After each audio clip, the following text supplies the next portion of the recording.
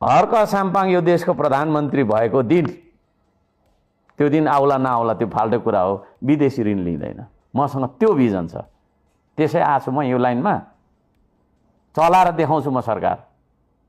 सबैलाई तपाईँको छैन रिजाएर गुनाएर सबै मान्छेलाई हँसाउन सक्ने छ मसँग त्यो बुद्धि। त्यस्तो टिप्स अहिलेको सरकारलाई दिनुहोस् न त। त्यसमा सुन्नु पर्यो नि।